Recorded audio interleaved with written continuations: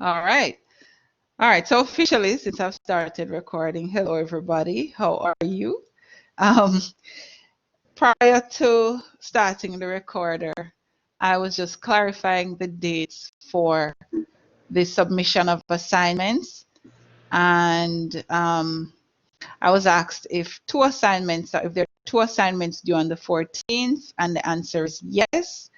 There is the group self-analysis. So each group is analyzing itself, right? And for that, I need to have the completed team responsibility matrix, and the framework for your analysis is the Lencioni model. So you're using the Lencioni model. Lencioni model speaks to 5 dysfunctions of a team, and your assessment is going to be looking at specific ways that the group may improve and develop. So, and that's, as I said, it's a written presentation, it's a written submission due on the 14th of December. It's a small presentation, no more than 6 pages and no less than 4 pages. And as I said, the team responsibility matrix should be attached to it. Okay. All right. So there's that. And the other one that's due on the 14th as well is your assessment of the group as a whole. That's the cohort as a whole, right? And for this, we were employing the various levels of analysis. So we're looking at the large group, i.e. the cohort, your small group, and individuals in the class as well. The last week I asked you guys to really look at this, really have a look at the scope of work, right? And let me know. I know you're doing a lot now. You know, you are in the throes of all of your different courses. But I don't want you to put this off and leave it for last minute, because then is when you're going to be realizing this is really onerous. So I really want you guys to look at it carefully. Try to get a real understanding, as I say, of the requirements of this. And let's talk about it. The reason I'm saying this is that each group for this assignment is expected to study all 3 levels, right? But I'm considering breaking it up and having each group, or at least 2 groups, study each of the levels. I think that way we can get more in-depth, a more in-depth look at the group as a whole. So so I would have, how many groups are there? 6. So I may have 2 groups studying the large group, 2 groups studying the smaller groups, that's all the coursework groups, and another 2 groups studying individuals. On the last class, I think, I have a date there for presentation of the findings, right? So on that day, you would be sharing what you have found with relation to your specific areas, and you know, you can get a fair assessment of how the issues link, because the purpose of this assignment was to understand levels of integration and differentiation, or between the different components, right? So there is the HRD group as a whole, right? What are the values? What are the goals that drive this large group, right? How is it manifested in your smaller work groups? Is there a disconnect? And then what are individuals' attitude towards the small work groups and towards the larger group? So in the first class, we're talking about, kind of trying to understand the group within the group within the group, kind of thing. And I wanted to bring this to life because groups operate in a kind of nested structure. There's a huge organization, and then there are departments within the organization, and then there are further smaller teams within departments, or teams that span different departments, right? And as I said, the goal is to assess the levels of integration of, say, the values of the larger group. Do they translate to the smaller groups and to the individuals? Where are the points of connections and disconnections? That's the purpose of this assignment. So read it carefully and let me know your thoughts on it. So towards the end of the class, I'm going to definitely leave some time, about a half an hour or so that you guys can have meet in your groups. And the purpose of these meetings, I'm going to do this as often as possible. The purpose of these meetings is for you to, well, the first one obviously was about getting to know each other and so forth, building bonds, building connections, but planning, coordinating, and I want you guys to be observing the functioning and performance of your group as you go along. This is why I have a self-analysis towards the end. How did leadership manifest in your group? How did norms manifest in your group? So while on one level you are assessing the group from an objective perspective, i.e., there is a group who will be studying the groups, or two groups. Now I'm thinking this is how I'm going to do it. You will also be assessing yourselves from a subjective perspective. So yeah, that's the idea here. Any questions? Does this make sense? Any questions, guys? None yet. If any comes up, I'll email it. Yeah, but yeah, I'm really striving to give that at least 20 minutes, 20 to 30 minutes at the end of the class where you guys can meet, plan, discuss, get to know each other some more, because as by now we've recognized, as I said, that there are different aspects or elements to a group. A group is not only task oriented, a group is also relationship oriented. It has a relationship dimension. And if the relationship dimension doesn't work, it seriously compromises our abilities to do well. It seriously compromises our task performance. So we want to be very aware of that in this course and in general about groups, and as I say, we're going to talk this evening about experiential learning.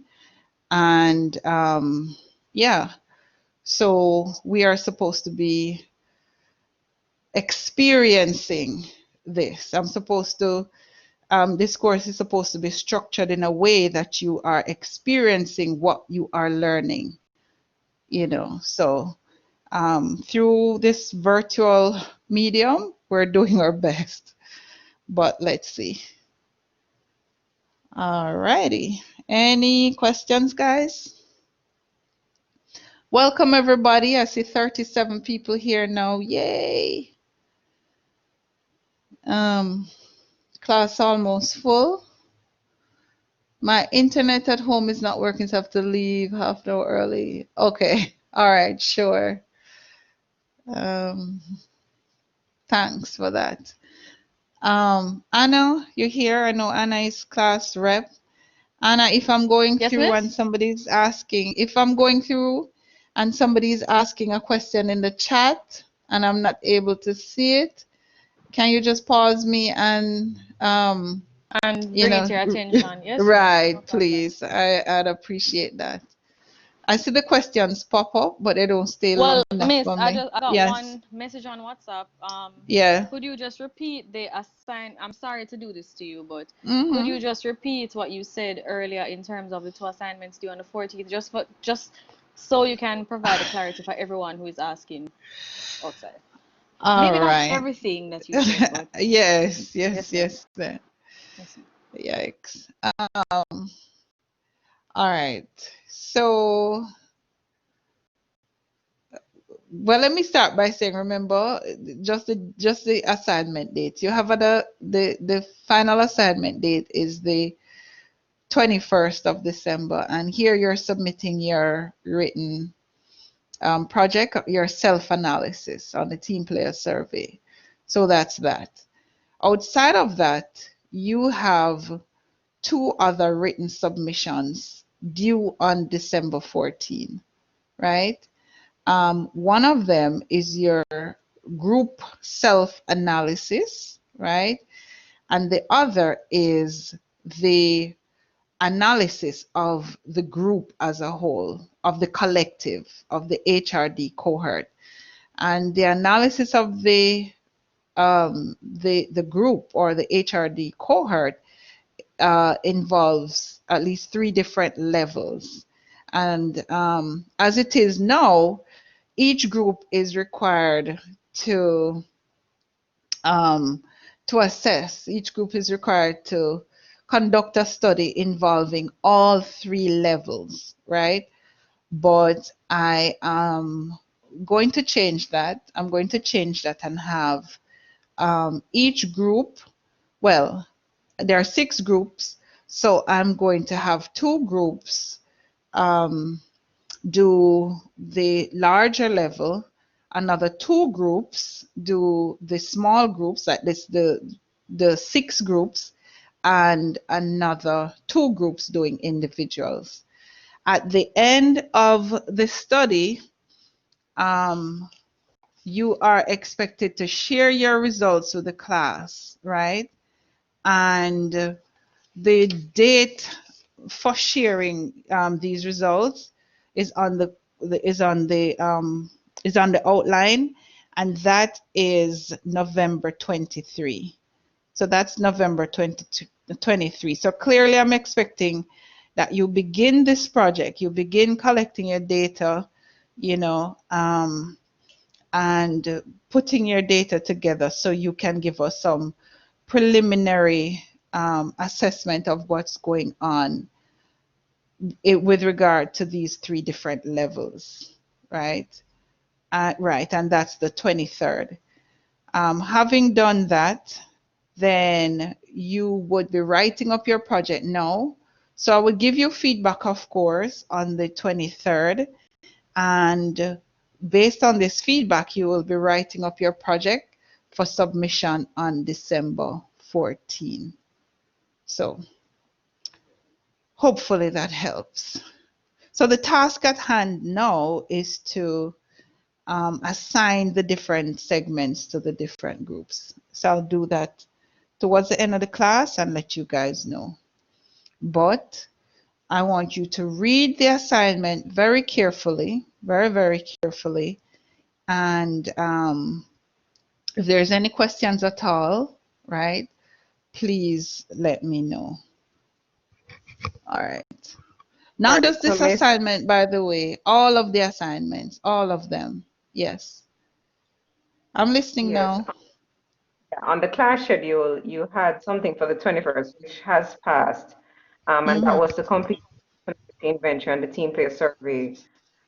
That is what is provided in Oh, the queue for December 21st, or was it separate? hold on a sec. I have something that has passed. Go ahead. Yeah, it Um, was the personality inventory and the team okay, player. right. So I'm gonna ask you guys to complete that for discussion in next class. Yeah. So because I hadn't done the experiential learning, right? Yeah. I am going to do experiential learning today, and I'm going to start the lecture on the personality dynamics. So I have 2 sessions scheduled for personality dynamics team player survey. I'm going to go ahead and start the lecture. So a lot of next week will be discussions. Discussions as in you sharing your results and us trying to make sense of them. Right. Okay. So I was aware that, you know, the schedule asked you to do it for this week, but because I know I was going to more get into the lecture this week, next week is really when you're going to need it. So next week, as I said, guys, it's more discussing your results. So please come next week with the results. Yeah. Okay, thank you, May. You're welcome. All I have right. one question this morning. Sure. All right. In terms of the quizzes, this is Sandra Williams. In terms of the quiz, I see that we will be getting a quiz in October. I think it's about the 26th, is it? Oh. Right. How is that going to be delivered? Okay. All right. So the quiz will be placed on OUR VLE, right? You will you'll be given the link, and you go on at any point during the time that the quiz will be available. So I think I'll can make the quiz available between 12 and 24 hours. And anytime during that period, 12 to 24 hours, you can go on and do the quiz, but the quiz is timed, right? So once you go on, I'd advise you to go on at a time where you can have a good half an hour, because I think the quiz is half an hour. I think that's what I've said. Yes. And it's 20 marks. So once you go on, anytime between that time period, you know, the quiz begins, and at the end of the half an hour, the system kind of shuts down. I think that's what it does. Okay. Yeah. So Okay. it's up to your convenience. I think I'll put it for 24 hours. Yeah.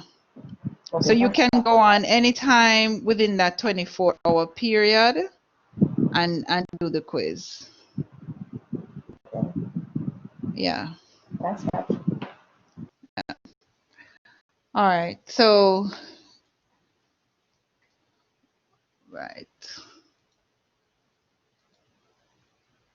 All right. So this evening we are doing experiential learning.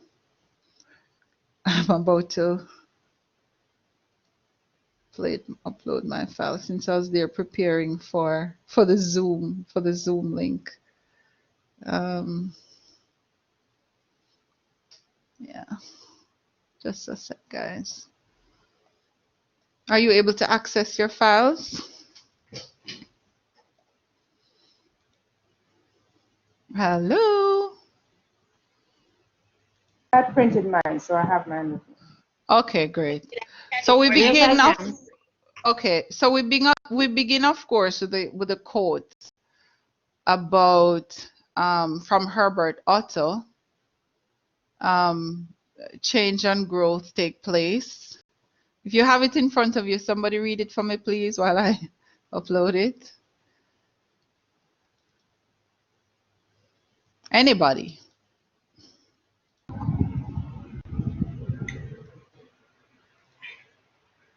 I'll go. Chantal Hardy Yes, thank here. you. Hi, Chantal. Hi. All right.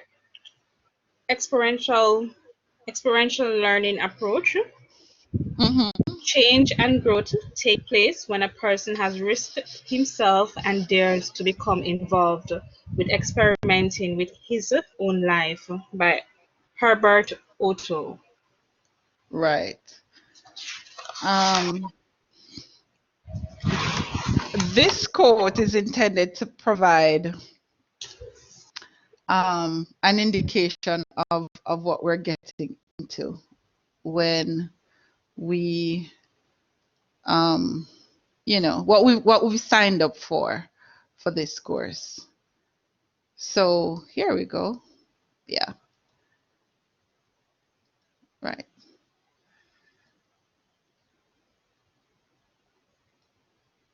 Are you seeing this, the slides, guys?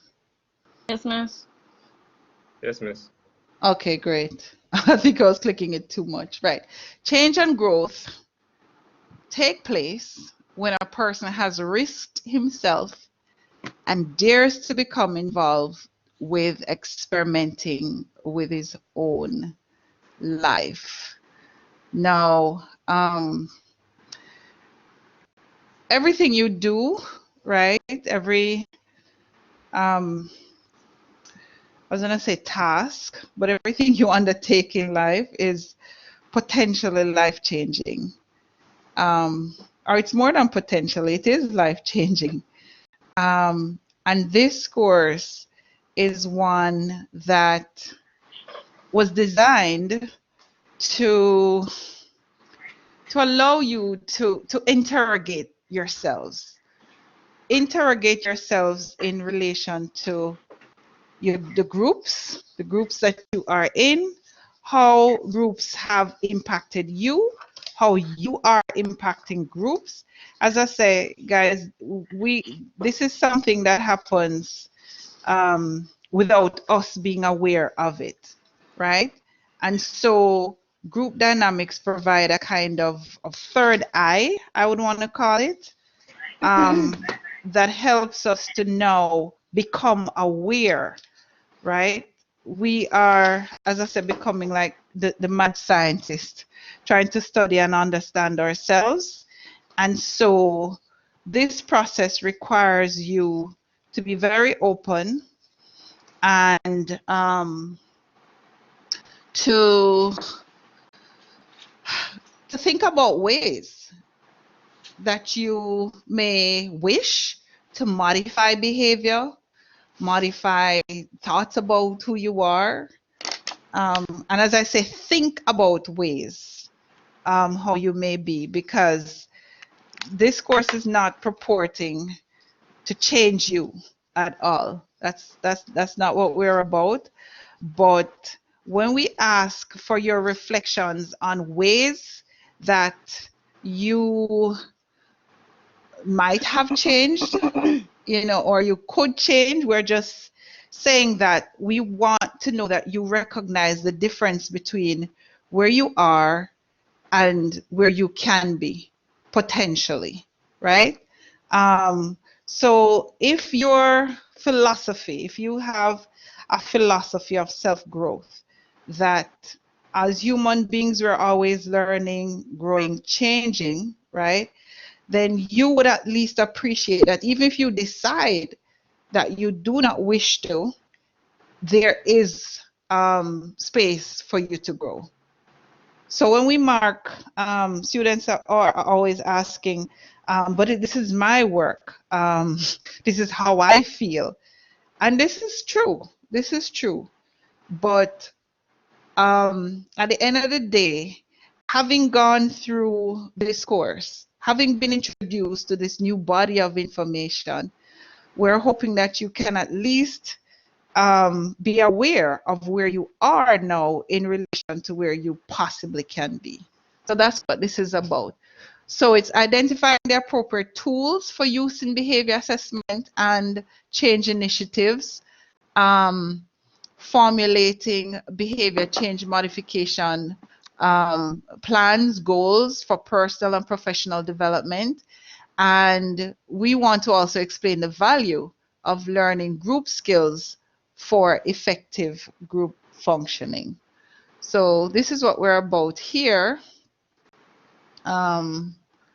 So some references. Here's this article that was written by Denise Simpson and myself. We both started teaching this course together. Denise has taken another path. She's into, she's, I think, doing her PhD in clinical or counseling psychology. So she's veered away a little bit.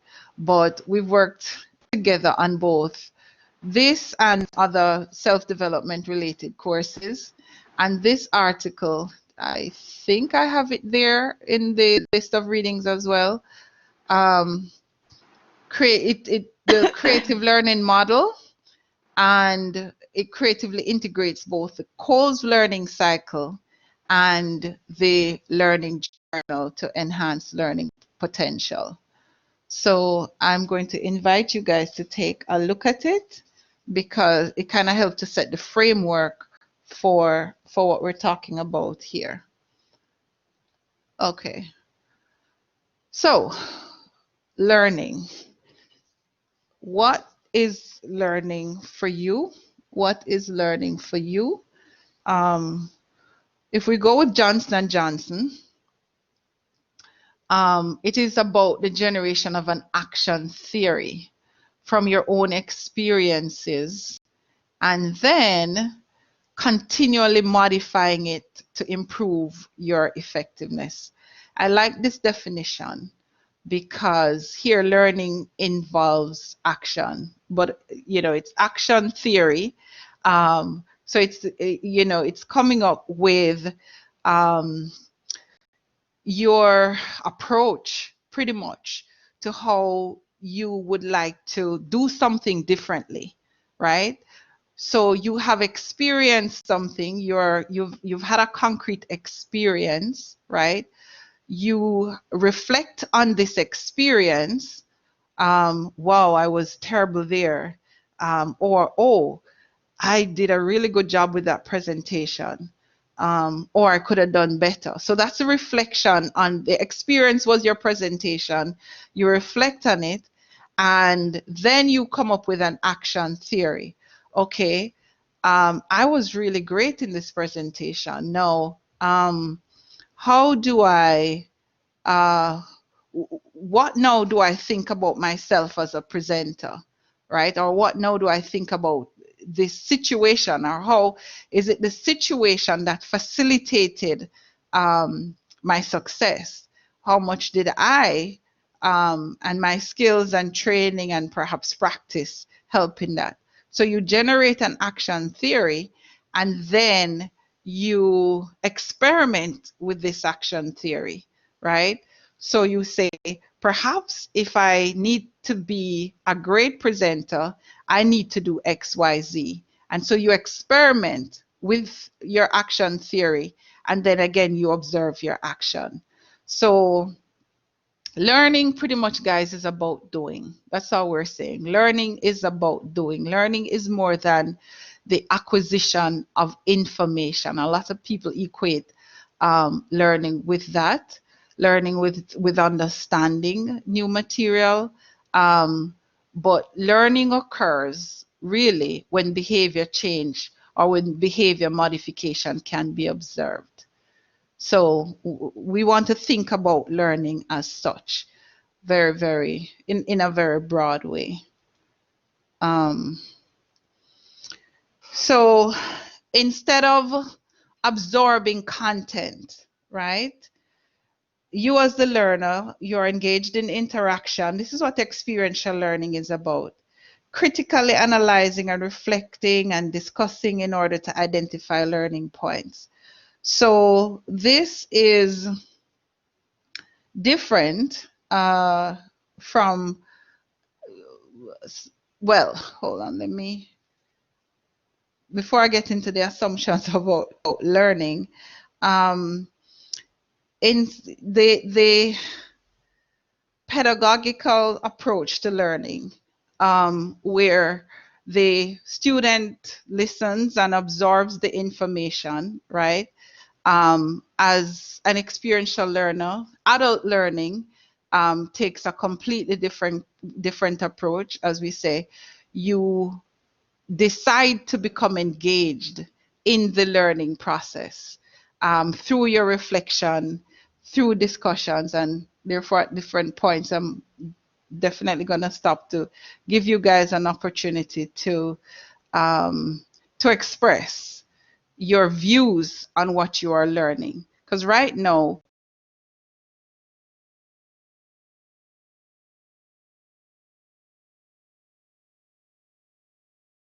learning involves much more than that.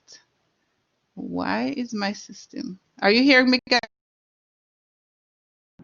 Hello? Yes, I No, am. Miss Yes, in and hearing out. you. you were gone for Hello? a few In seconds, and but you're out. back. Yeah, in and out, miss. Okay. Yes, yes, yes, yes. I noticed the system was hanging up. Sorry. All right. So assumptions of learning. Human beings are natural learners. Doing is a significant means of learning. Perceived relevance aids learning. Responsible participation aids learning. Self-evaluation and self-criticism are useful. And learning to learn is a primary aim. So I'm pausing to get a sense from you, just a few persons. What are your assumptions of learning? Have you ever thought about that? What are your ideologies towards learning? Here we've thrown out some. If you think that human beings are natural learners, what does that mean for you and your approach to learning?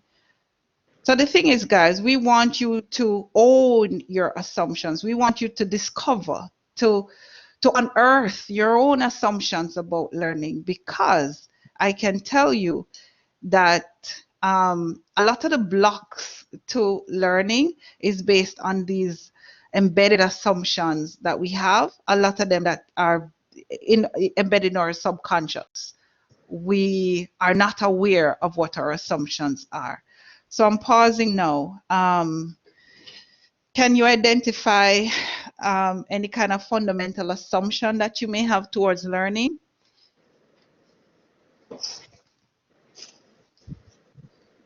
Understanding the key concepts. Okay. All right, Carrie. Sorry, who is on the floor? Yes. Yes, approaching the learning experience with an unbiased mind frame or mindset. That's Uh, important as well. okay. So for you, I want you guys to own it. This is Sandra. I'm not looking. You. No, it's not Sandra yet. Yes, Sandra, I know your voice now. Yeah. So I want you guys to own this as you express them, right? So Sandra said one of her assumptions is about removing biases. That's That Camille. learning No, That should was be for Camille. approached without biases. Somebody had their hand up and then it disappeared on me. Who was that? Carrie K. Hi, Carrie. I okay, so for me, I'm just stealing one of the points here because it's real for me where perceived relevance is learning. If Yes. I can make a connection between the content of what I'm trying to understand and real life, then it becomes more real to me and I can actually understand it better. When there's no connection, I'm just reading some words and trying to understand some theories, and there's no connection to real life, it takes a little while long. So it needs to become real or relevant to real life. Oh, okay. So is this why a lot of us don't do well in math? Just questioning. and some science subjects and perhaps literature. And I think maybe it's not necessarily because perhaps the instructors aren't making it real for us. I think. Okay, okay. So it's not about us per se. Here we are, kind of putting things in a situational context. It's not that I can't learn, right? But one, if it's not relevant, and or if it's not perceived to be relevant, Right. and who knows, it could be relevant to me, but the lecturer, the professor, the facilitator bring it home to me. You know, if they can't do that, then I won't perceive the relevance. Yeah. And the truth is, I'll just really quickly, I don't put learning 100% on the instructor either. Let me make that clear. It's the student and the instructor or the lecturer. So it has to be real for both the student and the lecturer would help in having the student see it as relevant or as real, applicable. Okay, so for you, Kerry, it's a negotiated thing, right? It's a negotiated agreement. Learning is a negotiated agreement, really. Yes, yes. I will meet you halfway, you meet me halfway. Who was it in the chat just said, learning is the responsibility of the individual, but as HR practitioners, you're responsible to provide workshops available for staff to engage in learning. And let me take the top part of it, Rashima. Learning is the responsibility of the individual. If that's an assumption for you, what does that mean? What does that say about how you will approach learning? Rashima, if you can, or anybody can respond, because this is another this is another assumption. Learning is the responsibility of the individual. Is that Sandra's hand up? Yeah. And Karen. Chantal. Hi, Chantal. Hi. Okay, Miss, what I'm Good saying, right? afternoon. Yes. All right, guys. Oh, Thank sorry. you so much for your time. Any questions? Any I'm concerns? saying learning is the responsibility of the individual. I have a So problem the now. onus is You know, on the person to learn or garner the skill that they need for their role. So say for Okay. example, you have someone who is who would like to be a supervisor, right? Mm-hmm. And a part of that is for them to have the skills or the competencies of Mm-hmm. junior managers. It Mm-hmm. is their responsibility to get that Mm-hmm. knowledge, to learn or to Mm-hmm. develop themselves on those Mm-hmm. competencies.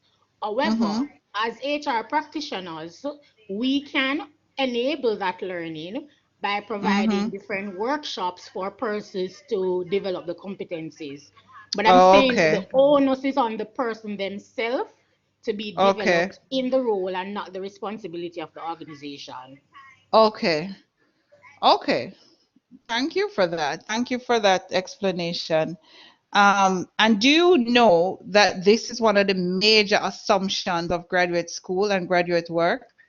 That a big part of your learning is based on the individual responsibility. So this is why in grad school, when you're given, well, in this course, you're not given a million articles to read, but depending on the nature of the course, when you're given articles to read, chapters to read, and you come to the class having not read, some lecturers really at the point, I've known lecturers who says you're not interested, you know, because this is what graduate school is about: independent learning, students taking their own initiative. At the undergrad level, things are a little different. You're being developed to appreciate independent learning. So, and this is why we go to the workplace and we make these assumptions about persons. We carry these assumptions into our work, right? So, yes, the organization provide all of these training sessions. Why aren't you taking it up? It's your responsibility to do so. But do we question what assumptions do our staff members have about learning? Should they naturally have the same assumptions that we do? You know, How do we help them to develop healthy assumptions about learning? Yes, each learner has a responsibility. Yeah. Do you see where I'm going with this, guys? Miss, I see. Yes. All right, so I was while looking at what Rashima said, I was looking at the fact that if the person is uninterested or disinterested in, then I feel like complete learning will not take place. That person's mind is going to be closed off of a particular part of what the person is supposed to be learning about. So I feel like in the workplace, if you want to teach somebody something, especially if it's a group of people who has been in an organization for a very long time and they're cultured. So if you want to go and teach them something very different, it's going to be very hard. Then you're going to have to implement change management things, and they're going to push back. They won't want to learn these things. Thanks. You know, yeah, I'm talking and I'm listening to you, and so many things are flowing into my mind as you know, as I'm listening to you. One of the things that you guys have been saying is the responsibility of the organization. So structures are supposed to structures are supposed to be in place to facilitate persons. That's what I'm hearing you say, right? So while an individual may may be inclined to independent learner, if the facilities are not there to enable this kind of attitude, then what we're seeing is people who appear, quote unquote, that they're not independent learners. So sometimes, and I know too that opportunities do exist in organizations, but the obstacles to get to these opportunities, people are thrown off. You know, I personally had a conversation with a friend of mine who was an HR manager, and I was, you know, talking about some of the stuff that you know were available to staff, and you know, one of them is the learning and training opportunities. And, you know, so I was saying to her, why don't you broadcast this? Why aren't more persons on board? Why aren't more persons taking this up? And you know what she said to me? Listen, if we were to do that and everybody take it up, we don't have enough to give everybody. And really that statement, it stayed with me because a lot of times it's in systems there's a kind of pretense as if we want this for everybody, but the difficulties involved in getting to it really is about blocking people. And when people get very frustrated, you know, what you observe from them are attitudes as if they don't care, but it's really they are very dispirited. So I want you guys, yeah, it's just to say that this is very complicated. We can't necessarily go ahead and think that because I have this assumption or people are not doing this. Why am I getting a feedback? Yes. Yes, I'm listening. Yes. I'm listening. This is Marco. Miss, just to add to your point, Miss, I think that one of the major assumptions that we have about learning is that we perceive people to learn as how we learn.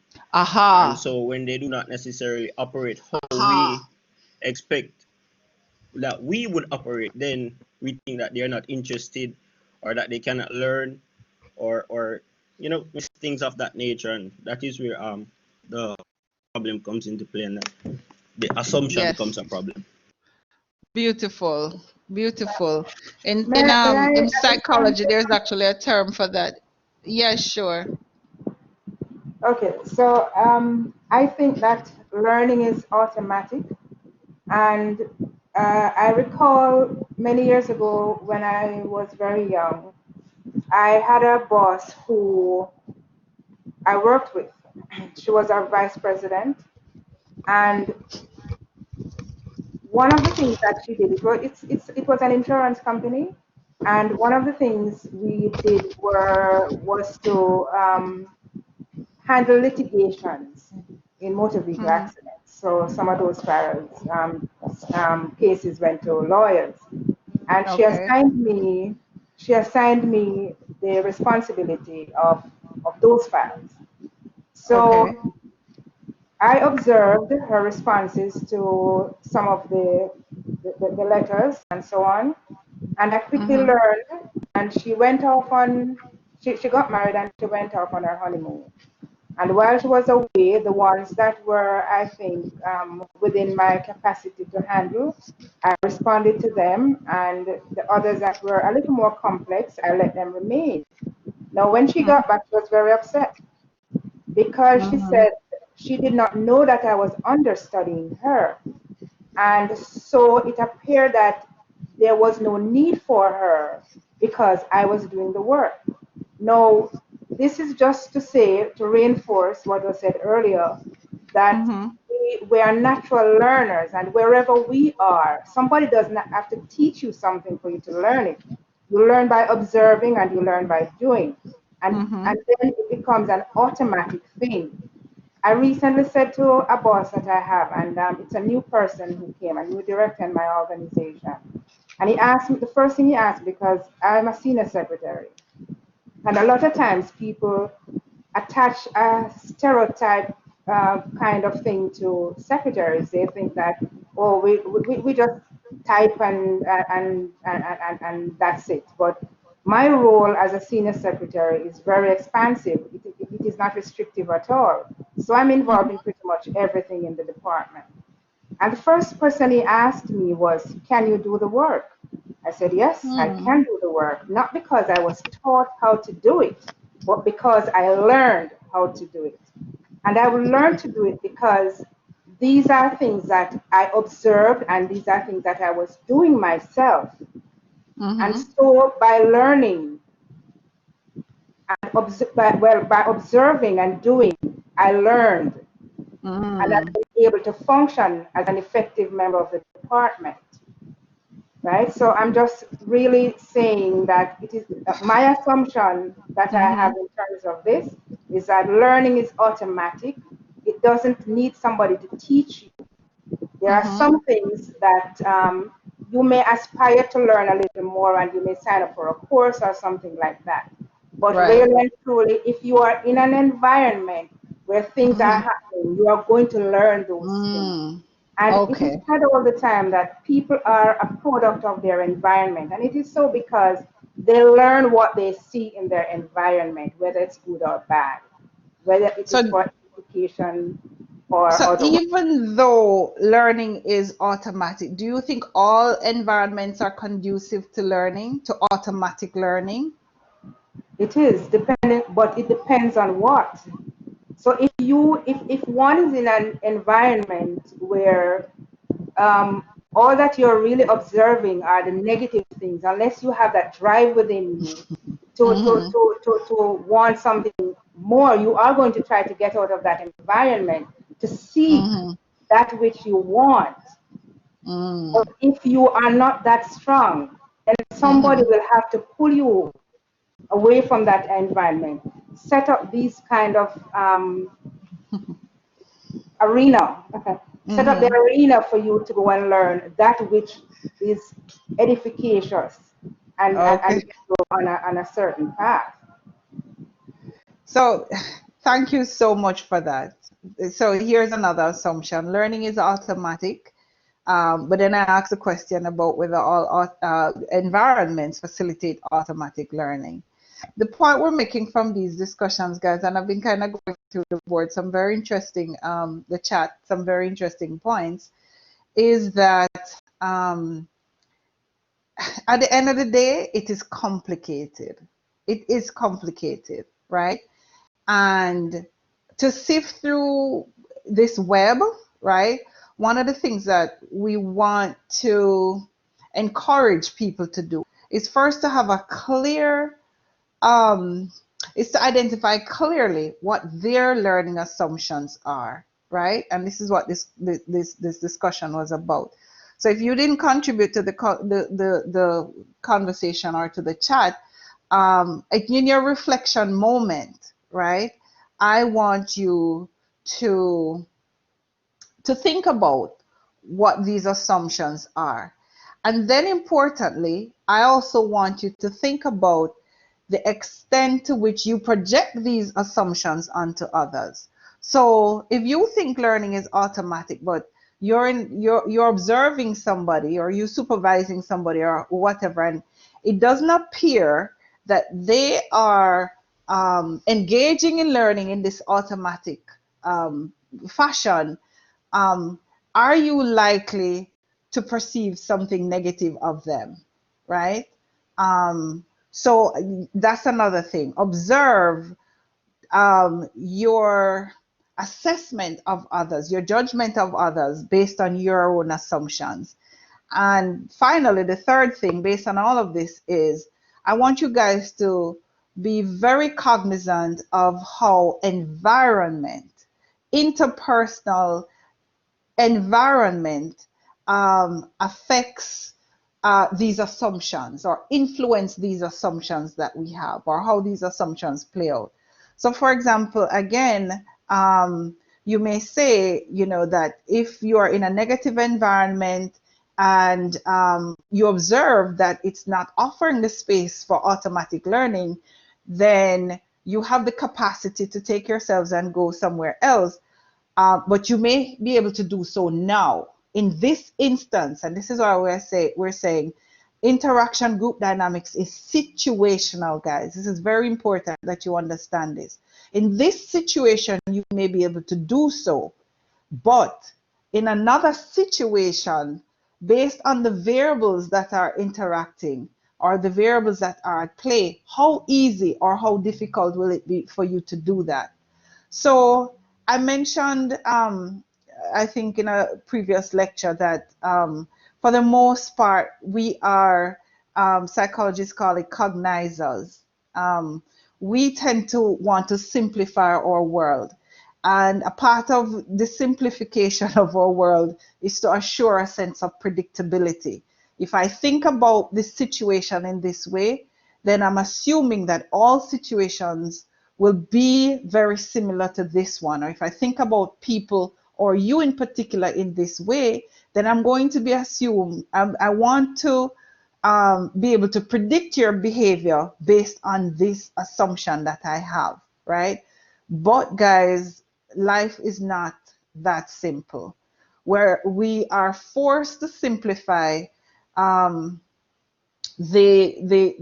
information or the various stimuli that comes to us, right? Because it's the only way that we can survive. It's the only way that we can operate, really. This is the base of stereotypes and judgments and so forth.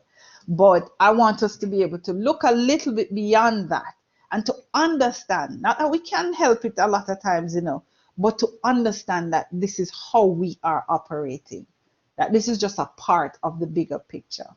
So yes, pause here for figuring out your learning assumptions. We gave you some here.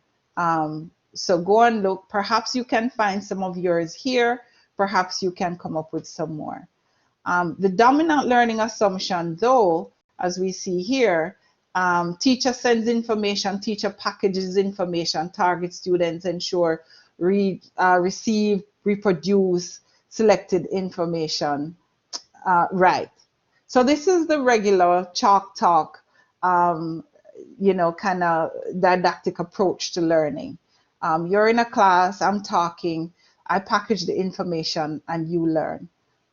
So this is a traditional approach to learning. The interactive cooperative relational approach, the emphasis here is less on the teaching and more on the teaching learning process. So somebody earlier, I'm not sure if it was Kerry, who talked about a kind of negotiated approach to learning, right? I have to meet you halfway, you have to meet me halfway. So learning is engaged in an interactive process, critically analyzing, discussing, interacting with the content in a meaningful way. And remember, the quote we started with at the beginning, For me, learning truly takes place when behavior modification occurs. So these include some learning assumptions. It's about the changing of our cognitive the structures or schemas, right? Modification, reinforcement, or reinforcement of attitudes, and expanded range of behaviors. This is really what learning is about. We change how we think about something. That's the alteration of the cognitive structure, right? I used to think Pepsi was the greatest thing. I don't think so anymore. Maybe it's Coke. Okay, it's not that trite, really. Yeah, but how you think about something, new information, with new information, you change your views on that. And you can both modify or reinforce your attitudes, and this should translate into a range of behaviors, expanded behaviors. So one of the tools that can help us in this regard is the learning cycle. In particular, we are drawing on Cole's work, Cole's learning cycle. I kind of gave a sense of what this learning cycle is about, the concrete experience. It involves reflection on this experience, the formulation of, principles for generalization and testing new learning, right? So this is, a big part of learning, a big tool, is the learning journal. I mentioned earlier that, when you guys are reflecting, and I'm hoping you take the time, some time in your day to reflect, I don't know, just before you go to bed, whenever. You should have some personal time for yourself, especially in COVID here. I tell you, it's very, very important.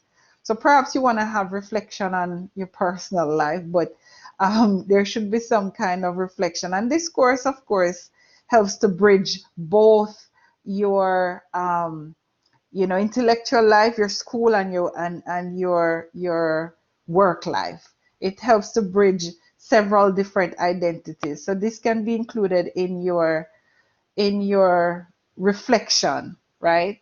So a journal, psychologists have found, is an extremely powerful tool that aids in the learning process. The journal allows people to reflect on their experiences and to express them, not only reflect, right? Because as I say, you can take some time for yourself and just think, right? But you want to bring your thoughts to life, right? You want to be able to articulate your thoughts. When you see your thoughts on paper, that becomes a very powerful, motivating tool. This is why people have plans. This is why companies write mission statements and they put them on the wall. They do not remain in the cognitive realm. They do not remain in your thoughts. They're birthed in your thoughts, but you want to bring these thoughts to life. So that's the learning journal. The third thing is the third tool that I'm sharing is the Johari window. So the Johari window was developed by Joseph Loft and Harry Ingham, which is why it's called the Johari window, from the names of its creators. And the idea is that each individual, think about the Johari window as all of the information, as comprising all of the information about you as a person. This is who you are. The Johari window, when it opens up, when this window opens up, I can see this is who you are, right? There are 4 panes in this window. So obviously we don't have to open you all up as we're doing a heart surgery or something, bit by bit, right? So there are 4 different panes in the Johari window. There is the open pane, right? A blind pane, a hidden pane, and an unknown pane. Do I have this? No. Right. So there are 4 different panes in the Johari window. Now, the open pane, before I explain what each of the panes are, as I said, when we're thinking about this as all the information that we have about ourselves, right? Some of the information is only known to us, like, nobody else knows this information about us. Some information is unknown to us, about us, but we don't know this information about ourselves. Some information is known to others, and some information is unknown to others. So this is about us and others. And as I remember, we said that group dynamics is about social interaction, and social interaction is self-other interaction. We come to know who we are through our interactions with others. That's the basic premise here. So, so one window, as we understand the matrix of the Johari window, one of the panes reflect information that we know about ourselves, right? And that others know about us. And clearly that's the open pane. So right now, everybody in the class knows that you are doing your master's in HRD.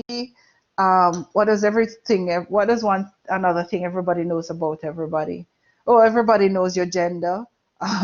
We're able to see each other or certain names. Yeah, so these are just stuff that are known to self, known to others. A lot of times they're information about us that people can see, or we tell people your name, you tell people easily. Information that is known to you but unknown to others are the secrets that you have. Some of us are very, very private. So we would have all that information in the area that we call the private self. The open would represent what we call the public self, right? So that is known to self, known to others. Now let's look at the bit of information that is unknown to self. So it's unknown to self. You don't know it about yourself, but others know this information about you. And in such cases, you are blind to this information because others are seeing it about you, but you're not able to see it about yourself. So you're blind to that. And then here's another bit of information that you don't know about yourself and nobody knows about you. And this is the pain that the authors call the unknown pain.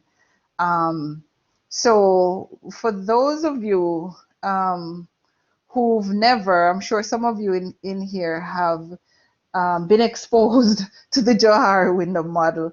For those of you who haven't, I'm very curious to know what your thoughts are on this. Like, what are some of the kinds of information that you think you would have in your blind window, i.e. nobody knows this information. Sorry, this information is unknown to you, but others know this about you.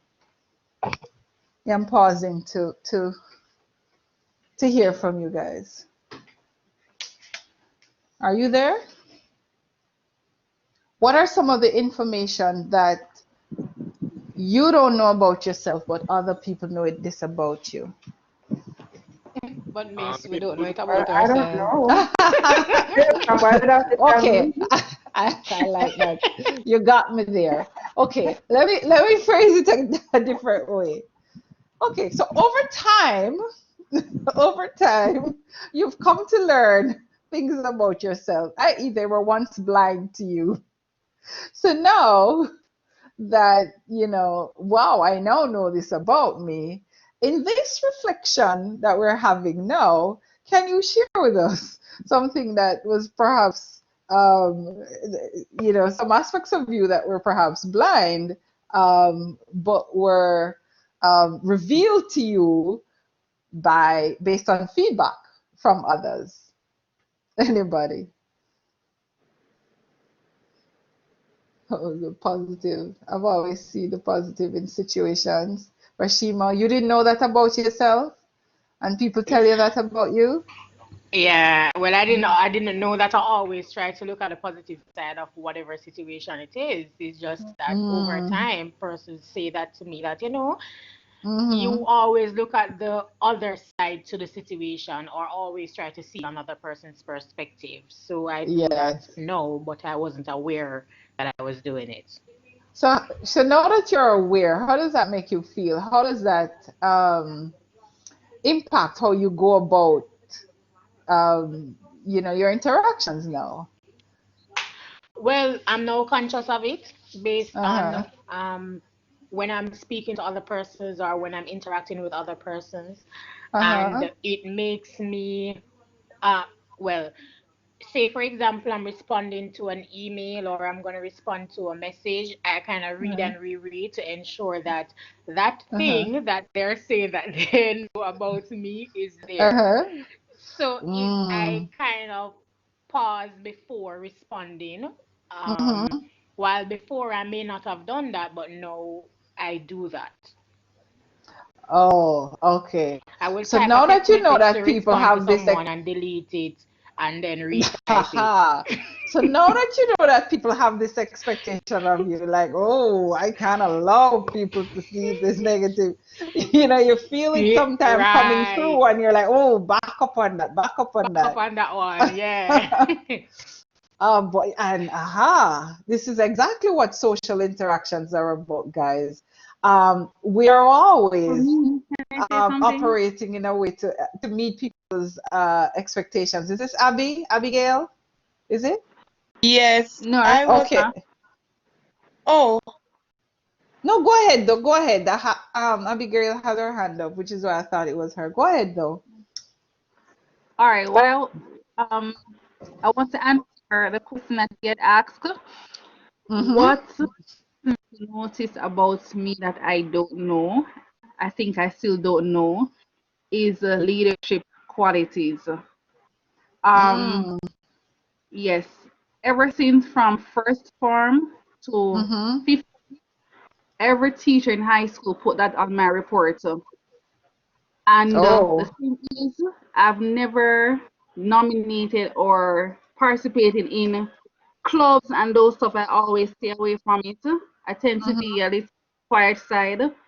But they have Mm-hmm. always seen this in me where they will say, all right, guys, I'm going to select Rashina Grace to be the president or the monitress of the class. And I was like, no, I don't want to. I just don't want the responsibility to be doing all of these stuff. And since recently, my Mm-hmm. supervisor always said to me, you have good writing skills, but I don't see myself having good writing skills based on how I communicate to the Mm-hmm. customers. Mm-hmm. And they wanted someone, they have created group, not a group, a Mm-hmm. unit to assist the branch in handling customer complaints and customer Mm-hmm. investigation and so forth.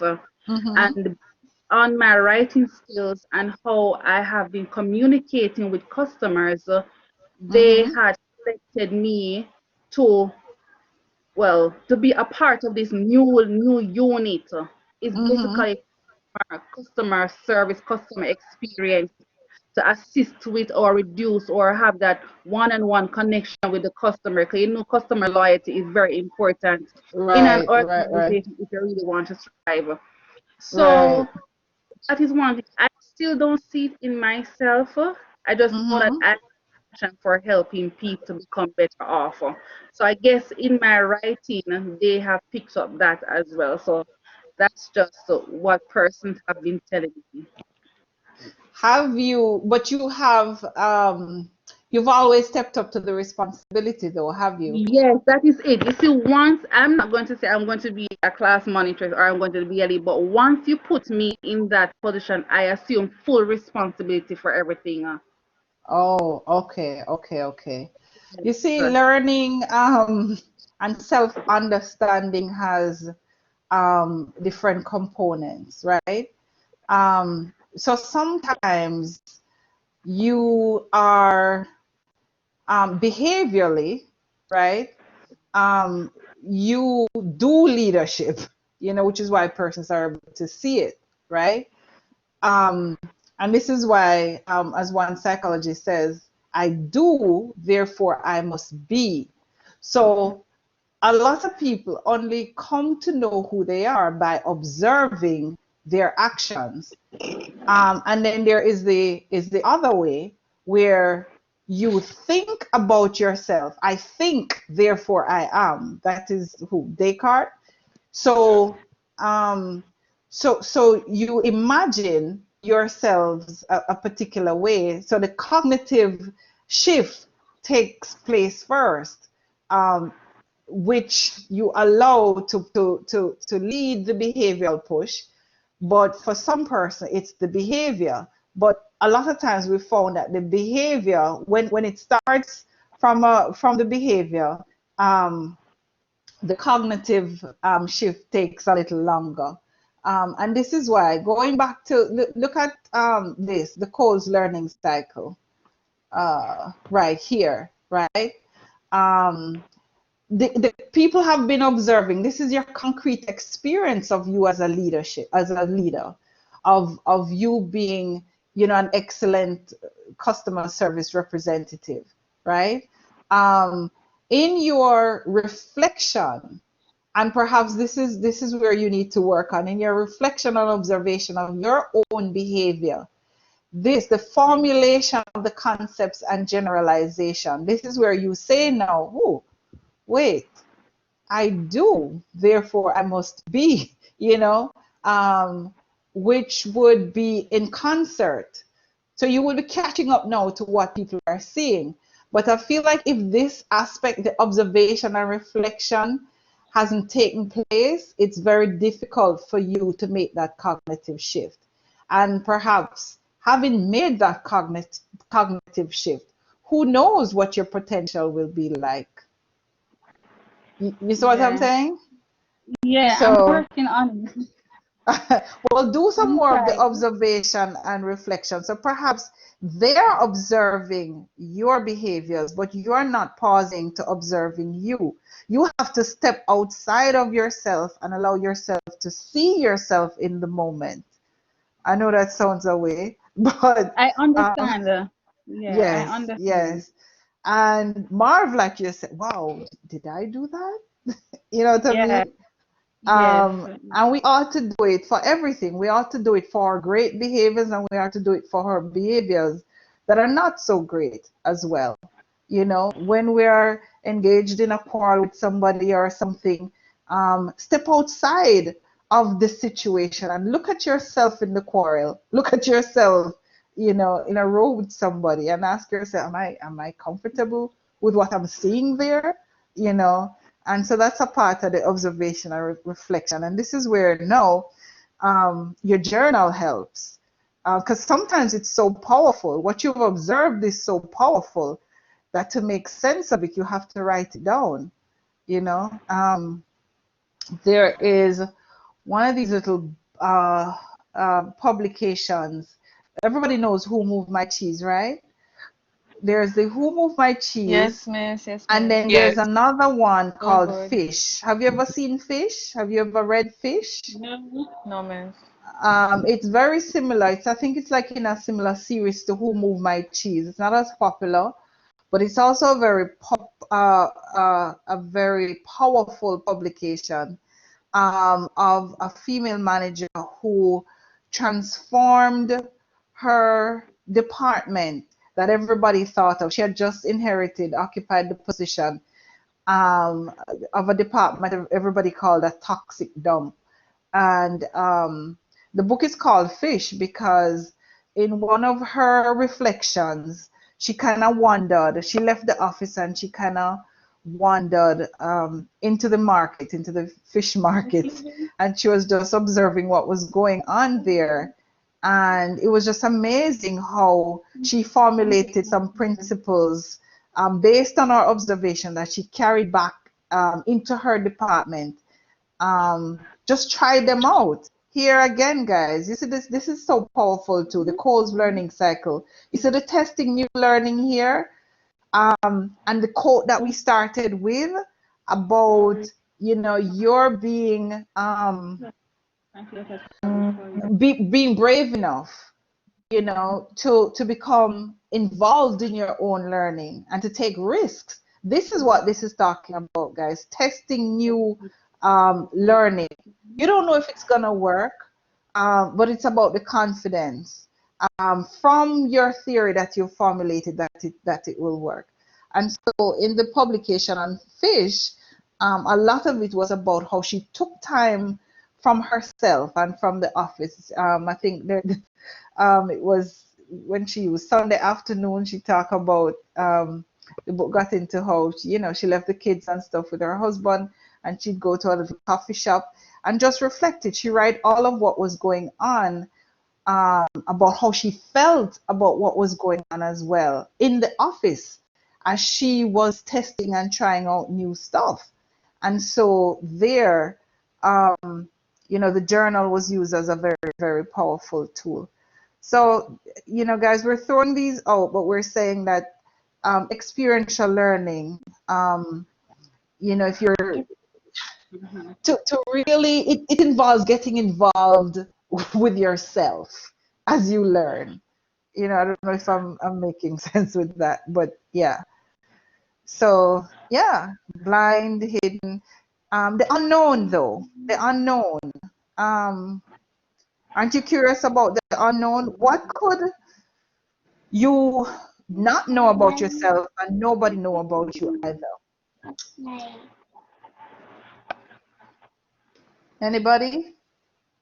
I think that it's only certain situations that perhaps one has not yet found him or herself in that could Yes. really bring out Yeah. something that you never thought you knew about yourself, and obviously nobody else knew either. That's what comes to my mind. Yep. So yes, you will find yourselves in situations that you don't have a clue how you're going to behave, and other persons don't know either, and you have to act. You have to act. So your unknown speaks to your potential, right? You perhaps don't know that you can be an excellent leader. You don't know that you'll be a hero yet. You know what I mean? But again, this is why we started with this quote about taking risks. When you're in a situation that requires action, this unknown box only shrinks when you decide to do something. Am I hearing a feedback here? Let me look at who is talking. Who is it? Somebody's mic is open. Yeah, I'm trying to find. Okay. Was it Rashima? Looks so. Oh, okay. Yeah. Right. So this model of the Johari window, what we're saying is two things, two variables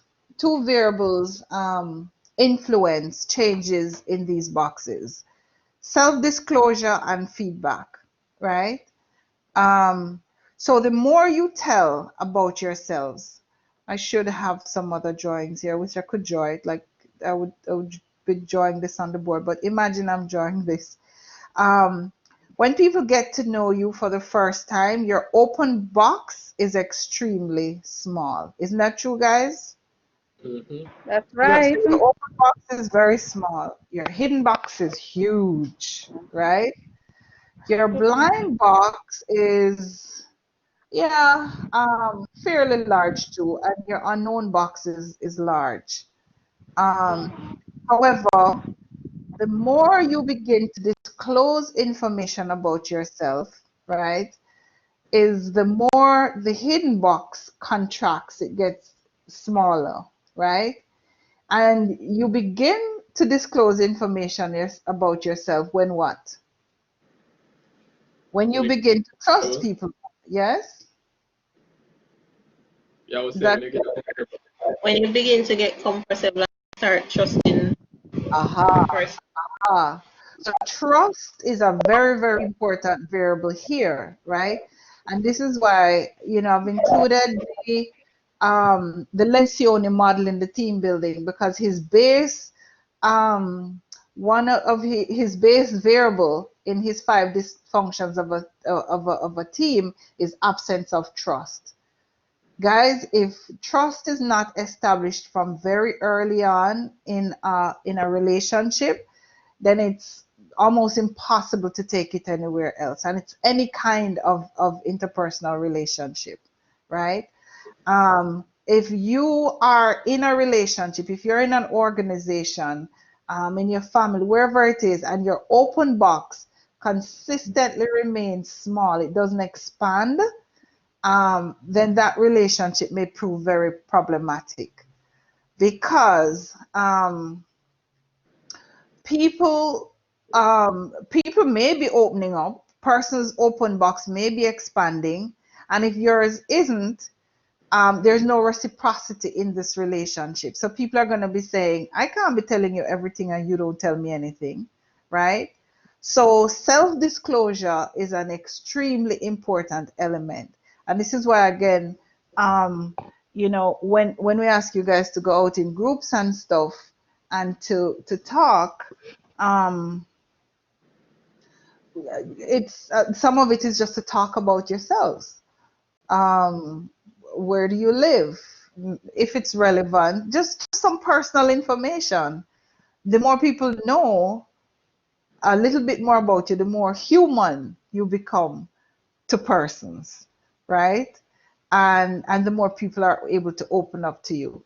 So your open box in relationships, as the relationship grows, your open box is supposed to expand and your hidden box is supposed to contract. As you open up yourselves to persons, right? One of the things you're opening up yourselves to them to is to hear from them how they feel about you, or to hear from them how you affect them in the relationship, right? Or to hear from them how they see you. So this is why your blind box will also contract, because as you open up yourselves to feedback from others, you begin to learn more about yourselves. And so your blind box begins to contract. So you can see you're getting from the from the relationship as much as the other persons in the interaction is getting from the relationship. Your unknown box will also contract as well, guys. In an interaction, the more you are able, or the more you allow yourselves to take risk and to experiment with new behaviors, right? So somebody says, or a situation comes up for leadership, right? There's a little chaos going on around you. Clearly, somebody needs to step up and command and take charge, right? You're a little hesitant. You're thinking, what will they say? You don't know, but the situation requires it. Step up and take the leadership, right? People affirm that behavior. People, acknowledge that behavior is very, helpful for the group. Now you learn that you're a great leader. So it's having done that you know your unknown box begins to contract. Now you begin to learn new stuff about yourselves.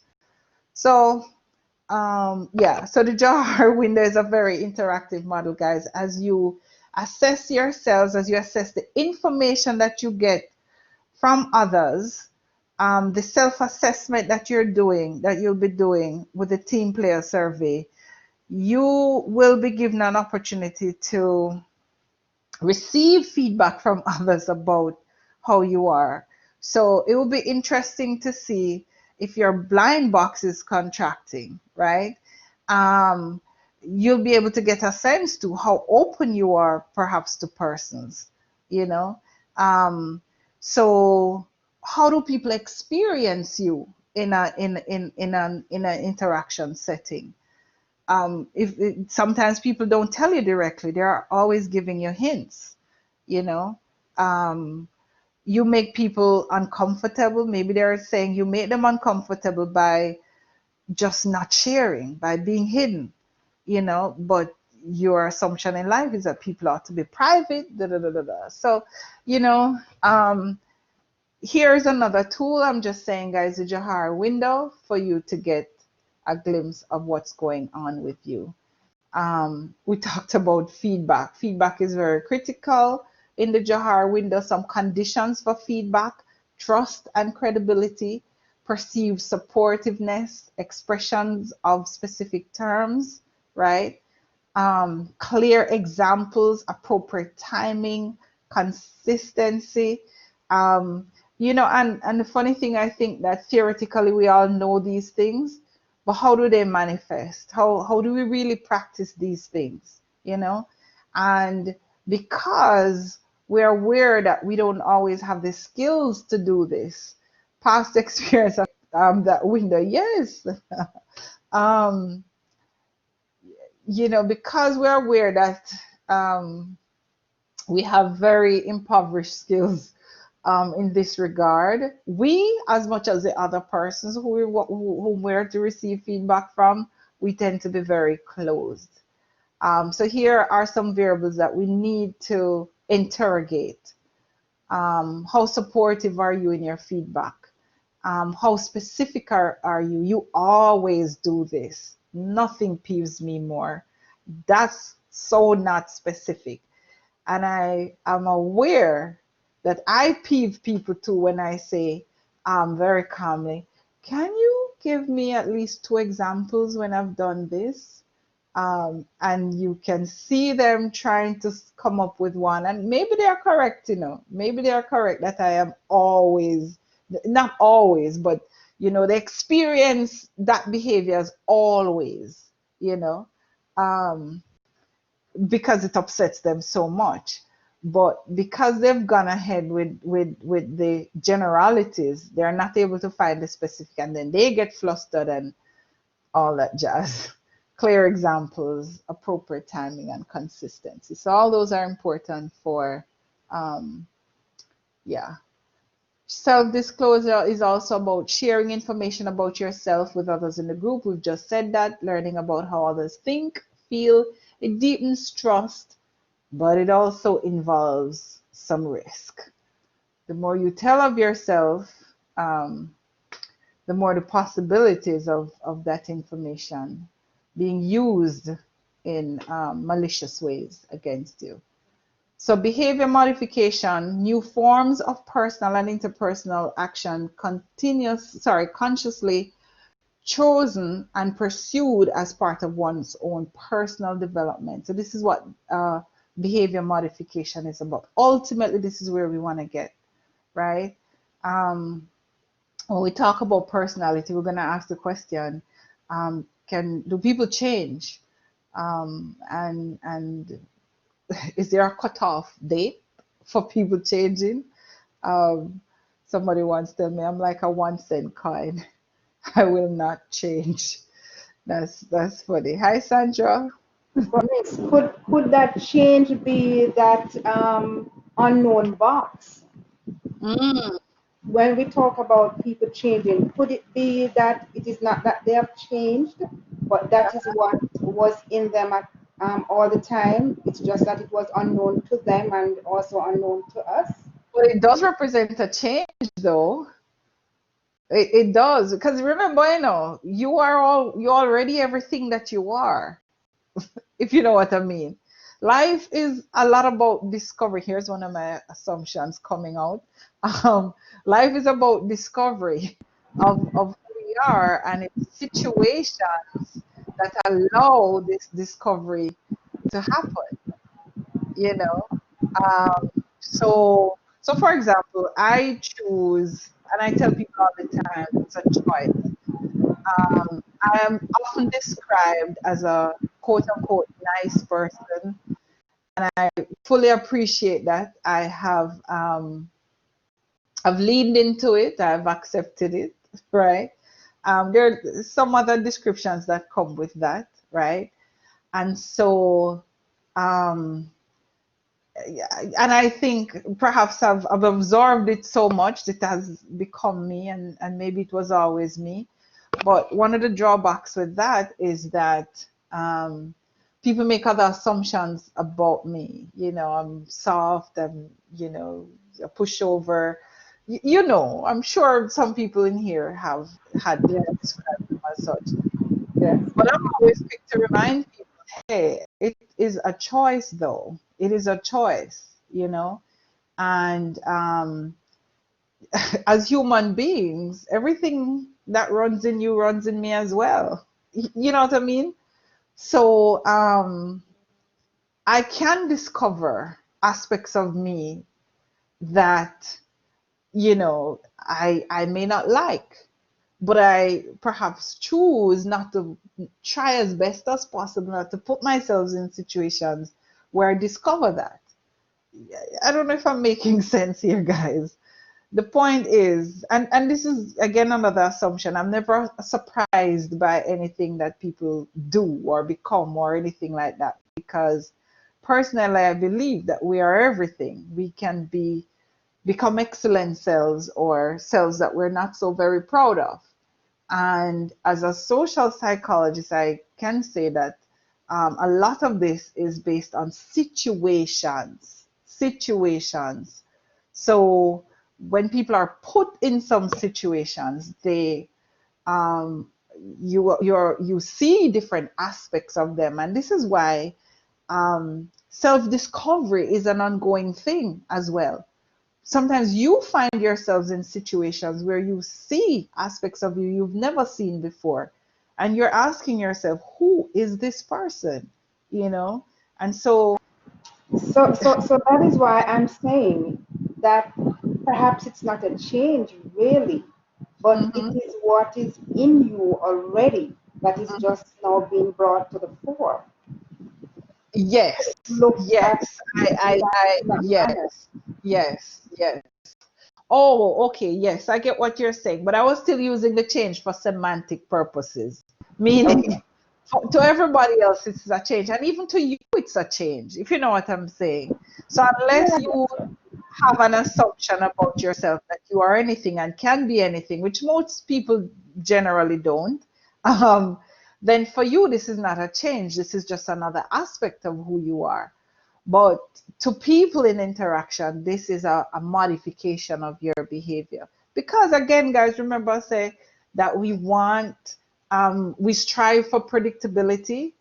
And so this is why we ascribe particular characteristics to people. You're this, you're this, you're this, and this means I'm always going to be expecting this particular behavior of you. And so when you do anything outside of that, I'm surprised. You've changed, you know? So we're just complex beings. So this is what behavior modification involves. There are a number of phases in this process. Recognizing the need for change, identification of the change targets, self-conscious behaviors, attempts at new behaviors which is perceived as artificial. This one is so interesting. Practice with supportive feedback, internalizing and mastery, integrating new behavior into a behavioral repertoire. So all of these things are involved, right? You can, we talked about the relevance. Who was it who said the relevance of learning stood out for them? This is what this is. the recognition of the need for change. This is what relevance is about.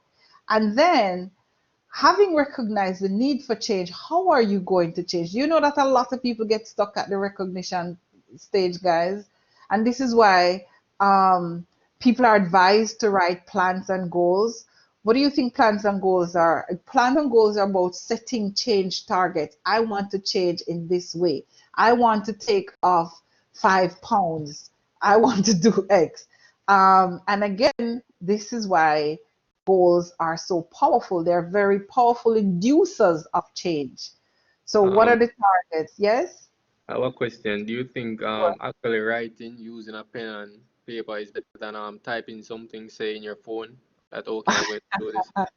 That's a good question. Personally, no. Personally, no. I believe it's a matter of preference, though. I truly believe that. Meaning, there are some people. It's about comfort. It's about where you feel most. I want to use productive for want of a better word. For some people, having the pen and the paper in a little corner, this is where their juices flow, if you know what I mean. Yeah. For others, they can sit around the computer, and type, and they get a similar kind of sensation. So I think it's personally. And this is where you have to know who you are now. This is where you really should not listen to what people say is the best thing. Listen to it as it is the best thing for me. And having listened to what are some of the best things for other people, maybe you begin to experiment until you find what is best for you. That's how I see it. So yeah. Right. This one, I'm just gonna do this one. The self-conscious behaviors, attempts at new behaviors, which is perceived as artificial. What this is saying, guys, is any new attempts at changing something, you're gonna feel like a fraud. You're gonna feel, in academia we call it the imposter syndrome. Do I belong here? This is new to me. Can I do this? But it's such a huge phenomenon in this context, hence people label it and study it. But it occurs for every new behavior. People at work, somebody who is just promoted from a clerk to a supervisor, from a manager to a senior manager, every single person experiences this because it is a change. It's not only a change of position, it is a change of identity. So I have to shift this notion of me as a junior clerk to me as a supervisor. Who is a supervisor? How do I become a supervisor? And so the identity research say that people experiment with what they call provisional selves, right? So you don't put your real self out there. What do the entertainers use a word? What's Beyonce's Sasha Fierce? What does she call it again? The alter ego. Alter ego. Alter ego. God, why did that slip me? Alter ego. Yes. This is it for some people. Some people create an alter ego because the persona that they're supposed to occupy and step into is so huge. It's bigger than they perceive themselves. And hence the ego, the alter ego, and we do that all the time. So transitions in organizations, changes, any identity change requires us to create an alter ego, to step inside that alter ego and to experiment. So that's why it's perceived as artificial, because I don't know that, a very a professor here a very good friend of mine, he was telling me that when he became head of department, when he went in the office, he closed the door and he said, "Wow, this is me? Okay, head of department. What does this really mean?" You know? But just the way he was animated about it, um, and it was so long ago he said this to me, years ago. He's not even alive anymore. Um, but it had me stop and realize, even as I was reading stuff after, I was trying to understand identity. This is really what it is. So it has helped me to appreciate leaders and leadership and what they go through, and understand how lonely a place leadership is. So yeah, yeah, guys, we all Yes, have to Miss. try on. Yes. Point. That's so true. And I think sometimes when this phase begins, you have to remove yourself from some previous environments and groupings, because they may project the old you or their old assumptions of you, and it makes it difficult for you to assume this change and this new persona that you want to take on, or that you Yeah. need to take on. Yes. Yes. Yes. Yes. And I Yeah. guess it is at this stage people say, "What? Am I right, man?" Wait, And no. say all kinds of negative things. But But guess what? one has to understand that, just as the speaker just said a while ago, sometimes you just have to take yourself away from Yeah. certain Yeah. environments. So here you are trying So to time come for to your terms change. with this, right? Here you're trying to come to terms with this new self. And on top of that, you have to deal with people criticizing you. You see what I'm saying, guys? So changes, self changes are imbued with feelings of anxiety. That's a given. Any kind of self change that we experience comes with significant anxiety. Now, managing the anxiety is another thing, because um, in trying to understand our emotional being, or emotional self, um, we learn that the intensity and the duration of these sensations can actually be debilitating rather than facilitating. Um, so they are facilitating, meaning it is normal to feel anxious in a new situation. It is normal to feel anxious as you're about to give a talk, or as you're about to take on this new position. It is so very normal. That's one of the first things that you have to tell yourself. But if the anxiety prolongs, or if it intensifies, then yeah, it can actually affect your ability to perform well. So yeah. Um, so just wrapping this up now, on learning group skills. This is from the Johnson and Johnson. It is important to, it's important, I feel, to take an audit of our skills, of our group skills, where we are, where we need to be. Understand why these skills are important, right? And how it will be of value to you. Understand what the skill is. What do you want to learn? How do you want to change? How do you want to grow in your interaction with with others? What are the components, behaviors that you have to engage in to perform these skills, and when should it be used? Find situations in which you can practice some skills over and over again while someone watches, or tell you how well you're performing, or yeah, what you're doing. So one of the components of your journal will require you to identify specific areas or skills that you may want to change. And I say may want to change again, because this is not about forcing you to change. It has to be relevant. Um, and and this we find is not very easy. It is not. It's not an easy thing to do. Yeah. So assess how well the skills that are being implemented. Assess how well the skills are being implemented, right?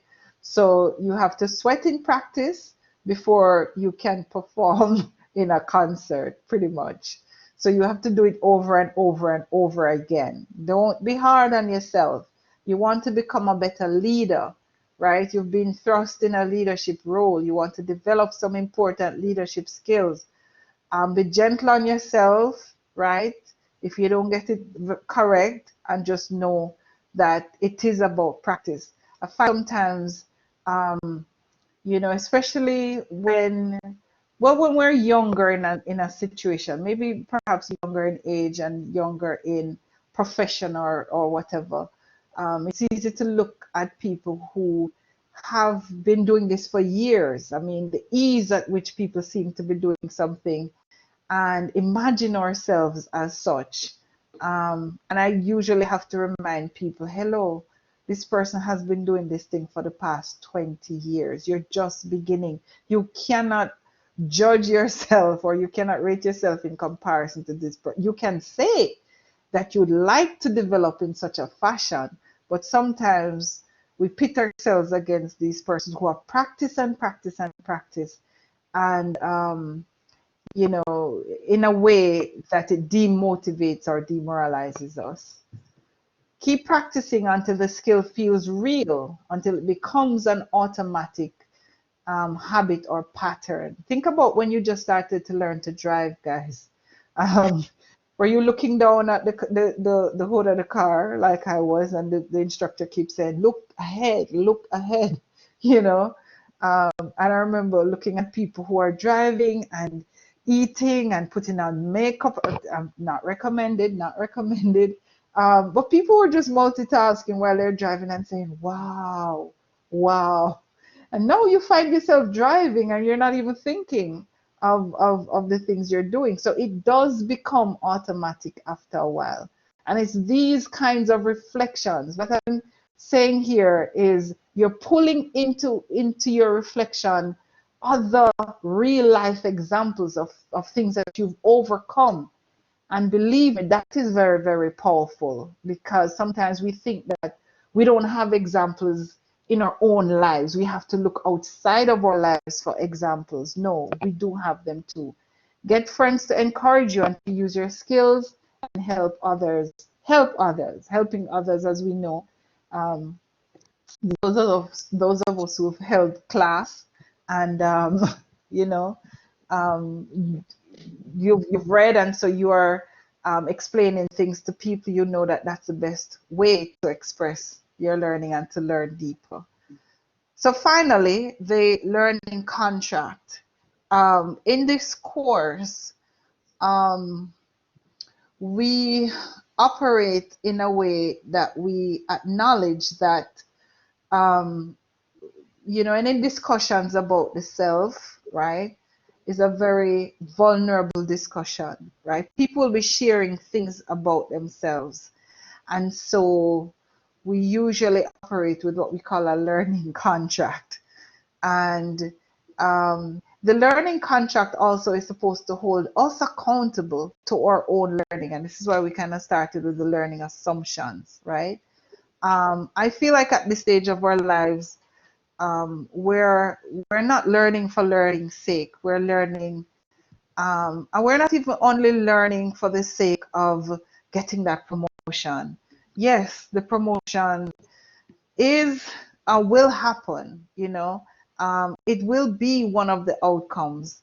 But at this stage, a major outcome is maturity, is self-development, is our broadening our understanding of the world and patterns within the world and how we fit into that. So a learning contract, which I've taken from Johnson & Johnson. I understand that I will be taking an experiential approach to learning about group dynamics and developing the skills needed to function effectively in groups. I will commit myself to the statements here on the, and here are the statements. So can you read, anybody? Help me out now. Sure, Miss. Go ahead, thanks. I will use the structured experiences in my tutorials to learn from. This means that I am willing to engage in specified behaviors, seek out feedback about the impact of my behavior in others, and analyze my personal interactions with other class members to make the most of my learning. Should I continue, Miss? Yes, okay. Just go ahead. So, I will make the most of my learning by A, engaging in specified behaviors and in being open about my feelings and reactions to what is taking place in order that others may have information to react to, in giving me feedback, and in building conclusions about the area of study. B, selecting personal learning goals that I will work actively to accomplish, which means that I will take responsibility for my own learning and not wait around for someone else to make me grow. C, being willing to experiment with new behavior and practice new skills. D, seeking out and being receptive to feedback. And E, building conclusions about the experiences highlighted in the exercises. I will help others make the most of their learning by A, providing feedback in constructive ways. B, helping to build the conditions. C, contributing to the formulation of conclusions about experiences highlighted in the exercises. And 4, I will use professional judgment in keeping what happens among group members in the exercises appropriately confidential. Yay! All right. Do I get a signature? Do I get a signature? Yes, ma'am. Come, guys, I want your verbal commitment. Yay! Yeah. In psychology, we have a principle called public commitment. And that's pretty much asking people to say in front of other people to commit to something that they're going to do. Kurt Lewin, this principle was formulated around Kurt Lewin's work, by the way.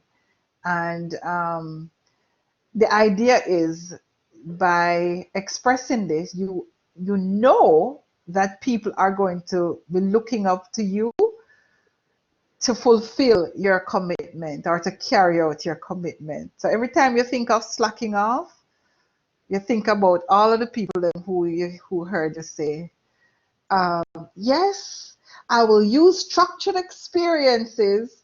And when you're not, they're just giving it a side eye. Is that true? Yeah. So thank you so much for committing. I know the forum doesn't allow it because we can't have everybody saying yay, but I think you know, some persons indicated here. And yeah, just take a moment. This is really what this is about, guys. Learning and growing. This is really what this is about. Oh, I'm thinking of public commitment. You know, another place where public commitment is used, guys, in ceremonies, in wedding ceremonies. That's really what it is, to declare your vows in front of other persons. So when you're thinking of leaving, when a couple is thinking of leaving, they are not thinking about themselves. They're thinking about their primary school teacher who did come to the wedding, their mother church sister who will talk. So it's like all of these different eyes and these expectations come down at them and say, you know what, you're going to sort out on yourself. We can't make our mother, we parents them look bad. Yes, you know, funny enough, I was reading a book this morning about yeah, okay, sure. Yeah, I don't remember Thanks, what it Jennifer. was about, but they were saying that public commitment is good. Oh yeah, them say you know, for somebody who wants to stop smoking, I believe you know, Yeah. them tell other people, because them tell other people and then those persons support them as well. Yes. Stopping, yeah, that kind of helps them to stop. Yes. Yeah. Yes. Yes. And yes, accountability. And Yeah, this yeah. is Be accountable to other person. the foundational principle to guys on the support groups. The anonymous, the alcohol anonymous, when you go and you declare and you say what you want to do, your goals and so forth. You know, when you go back to the meeting, people are asking, you know, did you do it? Did you? Yeah. So this is the way social psychology works in our lives without us even realizing all the time. A lot of our structures are built on these principles. So, all right. So thank you. I'm thinking it's 8 o'clock, a little bit after 8. Take a breather. I would like to set up the groups. As I said, I want to leave you guys in your groups to continue. Hopefully, Jennifer had to leave because curfew catching her, but I'm sure most of you are safe at home. So don't go in or don't log off. Just take a little 10-minute break, and in the process, I'll see if I can set up. Oh no, you guys not gonna. When you come back, you'll be in the groups. That's how it go. Hmm? Yeah. Is that it? Right. But whichever way, take a breather, guys. 5 minutes. It's 8:09. Come back 8:15. Drink some water, something. And then we're gonna go up to 8:30, and then I'm gonna leave you guys in your groups. So between 8:15 and 8:30, I just want to introduce the topic of personality, just to whet your appetite so you can remember to complete the form, the questionnaire during the week. Some of you may have done that already, but yeah, complete the team player survey and the personality questionnaire. But it's just to whet your appetite before we go. All right, so see you at 8:15. Hear you at 8:15. Okay, Don't miss. knock off though, please. All right.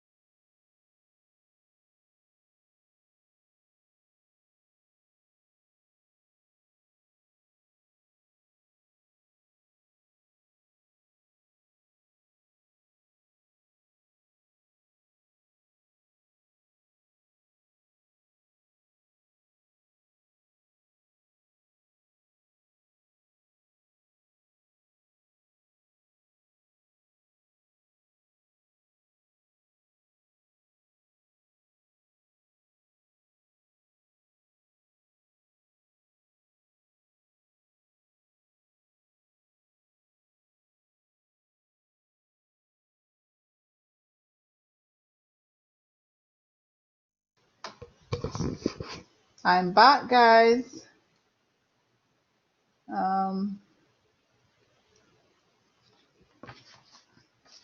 Did we assign numbers to the groups, guys?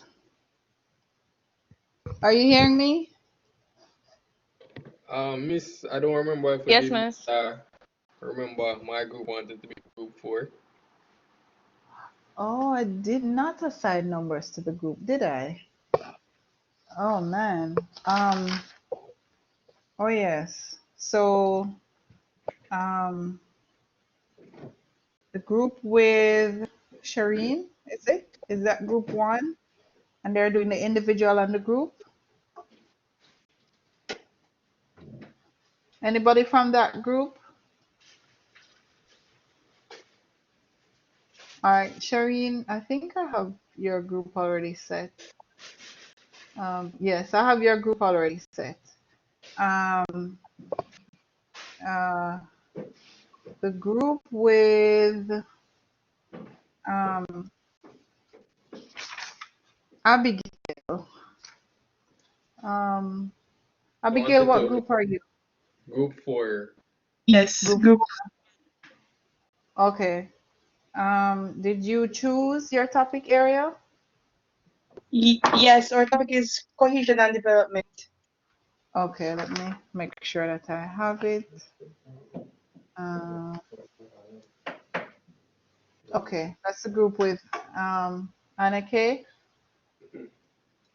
Anna Kay is in your group? Yes, miss. Yes, miss. Okay, tell me who else is in group 4. I'm putting the groups now. So I Okay, have so we have Abigail, Anake, Delon, Horil. Sorry, you want the full names, right? no. That's fine. Horil, also Anamil, Kadina, Jodian. Kadina is not here now. No, But she is here. yes. And Okay. Jonathan Chung. Okay. He's not here now. And Anne. And yes, I said and. Right. Okay. All right. Miss, is the group number based on the question that we're doing? That order? Not really. It looks pretty Okay, arbitrary. because I thought we were group 4, so I'm a little bit thrown off because we're doing question 4. So I guess we're not group 4. We're doing performance and productivity. Okay, right. So this would have looked like a group 4. We should be group 4 if that's the basis. All right, So tell you what, guys. I want you to rename your groups. I want a proper group name. So instead of group 1, group 2, group 3, group 4, we will have names for the groups. All right, which is one of the things that you'll do now. Somebody's thing is okay. Ooh. Whose mic is open? my mic. Okay. All right. Okay, good. Andrea, what group are you in? Andrea is in my group. Hi. Yes. Oh, okay. Which group is that? The one. We're doing the performance and productivity. Okay. So for now, I'm calling you. For now, I'm calling you group. No, we call ourselves the A team. A team. Oh yes. Yes. Cashel group. Okay. So tell me who are the members? I'm setting it up now. Are you ready? Cashel, yes. Sharika Brown. Who? Sharika? Yes, Sharika Brown. Okay. Sharika Brown. Shanique Delion. Yes. Latoya Chambers. Latoya isn't here. Oh, I'm not looking on the group. I'm not looking on who is online. Miss, she was here, but she just left. Okay. Just yes, miss. Okay. Sandra Williams. and Andrea Allen. So Sandra Williams. Which other name you called? Shanique? Andrea. And Shanique? Yes, I did. Yeah, I said Shanique DeLeon also. Right. Okay. All right. All right. Yeah, so I have you. And okay, the group with Damien is Damien. Yeah, Damien, can I get your group, please? Hello. Good evening. Hi. My group is myself, Nadisha, Errol, Disha. Hold on. Not Nikisha. Nadisha. Nadisha. Nadisha not here. Go again. So myself, Nadisha, Errol, Antonio, Tiffany. Hold on. I don't know if it's because people keep jumping out.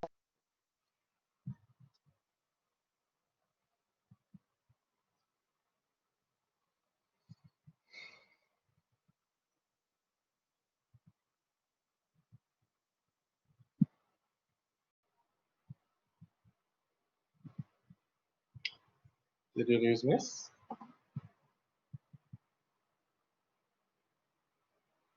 I think we lost Miss. She's reconnecting.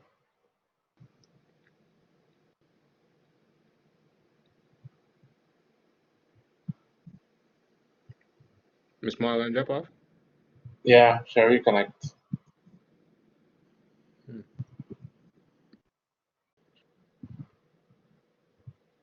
Or not?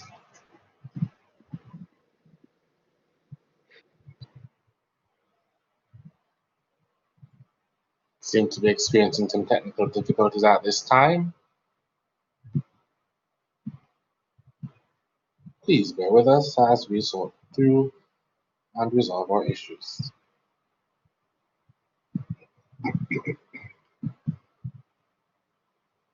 Sound like a recorded.